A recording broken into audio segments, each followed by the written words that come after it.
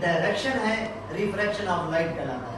दूसरे और आम अल्फाज में इसी को हम बेंडिंग ऑफ लाइट भी कहते हैं। क्या कहते हैं? Bending of light. यानी जब रे ऑफ लाइट एक मीडियम से गुजरकर जब दूसरे मीडियम की सरफेस पे फॉल करेगी, it will bend away from its original path. ये अपने ओरिजिनल पाथ से क्या हो जाती है? मुड़ जाती है, बेंड हो जाती है, अपनी डायरेक्शन को क्या करती है? चेंज कर देती है।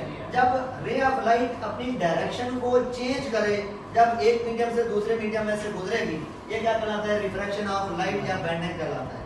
मेरे भाई याद रख लें, ये जो रिफ्रैक्शन है हमेशा इसके लिए किस चीज की जरूरत होती है?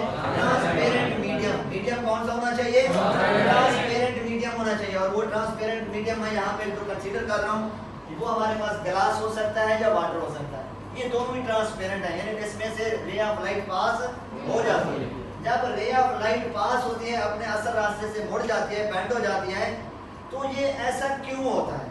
ऐसा इसलिए होता है क्योंकि रे ऑफ लाइट की स्पीड चेंज होती है जब मीडियम चेंज होता है। जब रे ऑफ लाइट एक मीडियम से दूसरे मीडियम में एंटर होती है, क्योंकि मीडियम चेंज हो रहा है, उसकी स्पीड क्या हो जाती है? चेंज हो जाती है, जिसकी वजह से रे ऑफ लाइट अपने असल रास्ते से क्या हो जाती है? बेंड हो जाती है। मैंने यहाँ पे एक डायग्राम बनाई हुई है। ये आपके पास कोई तरह मीडियम है और ये आपके पास रेयर मीडियम है, ये डेंसर मीडियम है। अभी बताता हूँ रेयर और डेंसर में क्या फर्क है। ये आपके पास एक रे आ रही है जिसको मैंने नाम दिया है इंसिडेंट रे। क्या नाम दिया है? Incident ray. ये क्या कहलाती है? Incident ray. ये आपके पास इंसिडेंट रे है। अब इसको जाना तो ऐसे चाहिए ना भाई, ऐसे स्ट्रेट जाना चाहिए, लेकिन हम देखते हैं ऐसा नहीं होता, ऐसा नहीं होता। ये जो रे ऑफ लाइट है, जब इस मीडियम से इस मीडियम में एंटर होते हैं, ये बेंड हो जाती है, इस तरह बेंड हो जाती है। बजाय इसके कि ये सीधी जाए, ये क्या हो जाती है? बेंड हो जाती है। इसकी बेंडिंग ये बताती है कि इसकी स्पीड चेंज हो रही है। रे ऑफ लाइट की क्या हो रही है? स्पीड चेंज हो रही है। अब हमें कैसे पता चला कि ये बेंड हुई है या नहीं हुई? मैंने कल भी आपसे कहा था कि आपने यहाँ से नॉर्मल ड्रा करना है। क्या करना है? नॉर्मल ड्रा करना है।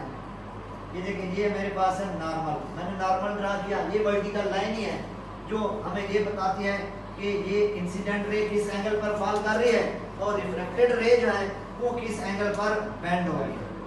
ये रिफ्लेक्टेड एंगल कहलाएगा, ये एंगल ऑफ इंसिडेंट कहलाएगा। क्या कहलाएगा? Angle of incidence. और ये क्या कहलाएगा? Angle of refraction.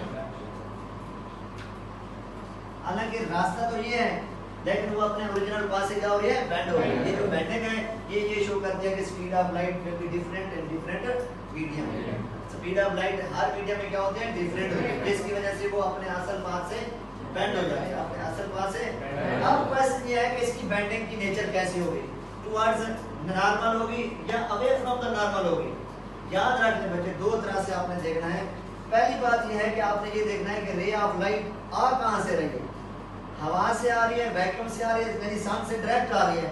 अगर सन से डायरेक्ट आ रही है तो ये कहलाता है एयर, जिसको हमने नाम दिया हुआ है रेयर मीडियम, हल्का मीडियम। यानी हवा से फिर आगे शीशा है या पानी है, उसमें से इसने गुजरना है। पहले हवा से आ रही है, फिर आगे पानी या शीशा रखा हुआ है, उसमें से इसने पास होना है। तो याद रख लें, वो जो एयर है, जो वैक्यूम है, वो क्या कहलाता है? रेयर मीडियम कहलाता है। क्या कहलाता है? Rare medium. और आगे हमने जो प्लेन सरफेस रखी हुई है, ये जो सरफेस है ये ग्लास हो सकता है या वाटर हो सकता है, रिफ्लेक्टिंग सॉरी ट्रांसपेरेंट सरफेस जो है। और ये क्या कहलाते हैं? डेंसर मीडियम कहलाता है। ये क्या कहलाता है? डेंसर मीडियम कहलाता है। अब आपने देखना है कि रिफ्लेक्शन जो है वो किस सिमत में होगी। मेरे भाई, ये आपके पास मीडियम है, ये इंसिडेंट रे है। ये क्या है? इंसिडेंट रे है।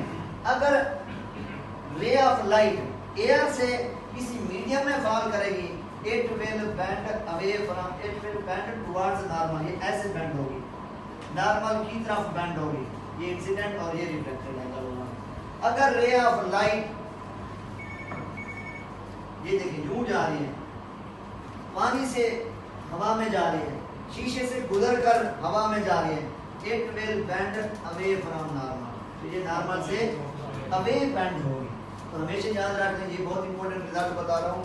जब भी रे ऑफ लाइट एंटर हो from rare medium to denser medium, it bend towards normal. ये हमेशा नॉर्मल की तरफ बेंड होगी।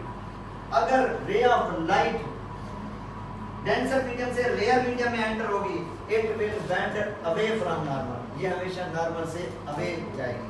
अब आता है laws of refraction. Laws of refraction, मेरे भाई दो ही लॉज हैं, कल भी हमने पढ़े थे, वो रिफ्लेक्शन के थे, आज हमने रिफ्रैक्शन के पढ़ने हैं। पहला लॉ तो बिल्कुल उसी तरह से है, देख लें जरा गौर से।